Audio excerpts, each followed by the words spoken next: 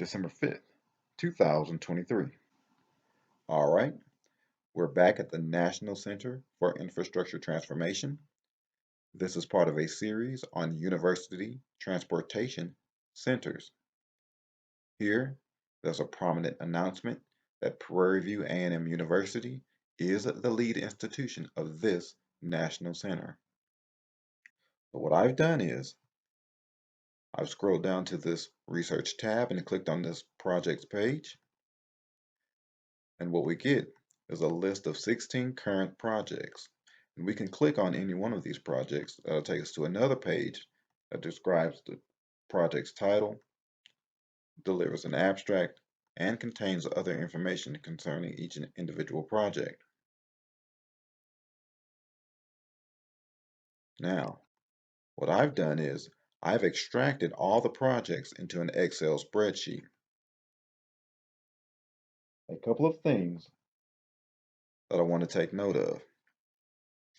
One, there are two projects with a start date of July 1st, 2023. And we can see that these two projects, which start 2 months before any other projects, are led by TTI. And one even has a collaborator of Blend. Now TTI stands for Texas A&M Transportation Institute. Now what I want to know is, how can Prairie View reconcile its leadership status and it doesn't even involve itself as a collaborator on its two most earliest projects? Another thing, we can count the amount of projects that Prairie View appears in, and we can count the amount of projects that Texas A&M appears in. So let's count Prairie View. 1, 2, 3, 4, 5, 6, 7, 8. So Prairie View appears in half of its projects for its center. Now, let's count how many times Tamu appears. 1, 2, 3, 4, 5, 6, 7, 8, 9. Now, Texas A&M appears in 9 out of the 16 projects.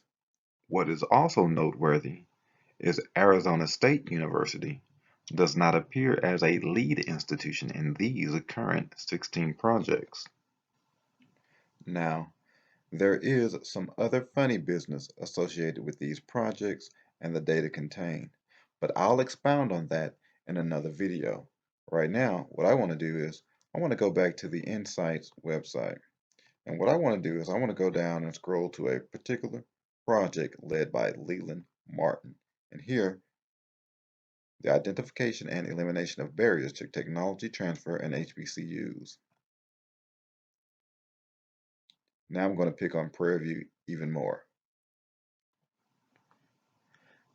Technology transfer can be a revenue stream for institutions of higher learning, but minority-serving institutions, MSIs, face a variety of commercialization challenges when compared to their non-MSI counterparts.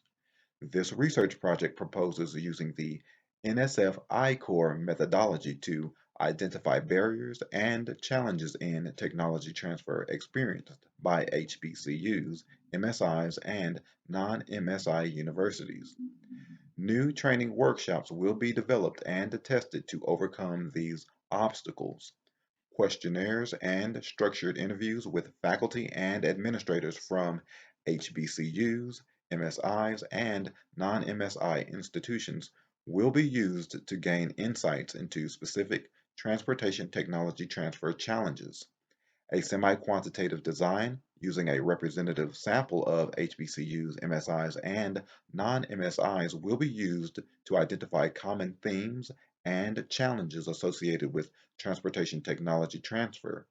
A curriculum based on the NSF I-Core model of experiential learning will be developed, focusing on training academicians in customer discovery to navigate barriers and de-risk technology commercialization. The project aims to empower innovation and technology transfer at universities and seeks to advance transportation infrastructure solutions, foster sustainability and resilience in the face of challenges. The effectiveness of the curriculum will be piloted and tested in selected institutions. The number of invention disclosures and patents filed as evaluation criteria.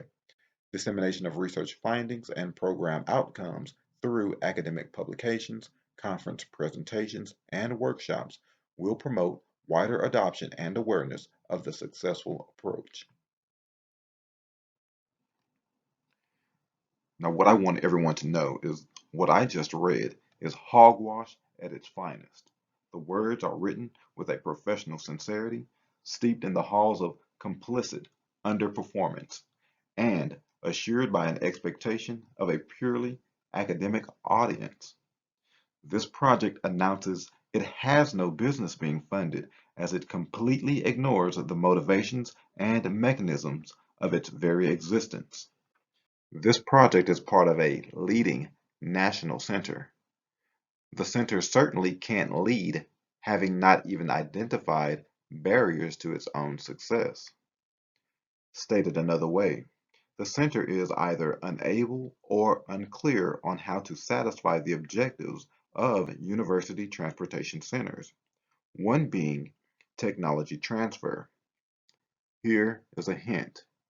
Barriers to technology transfer were identified and eliminated 147 years ago with the creation and establishment of Prairie View A&M University, and more currently with the awarding of this particular grant.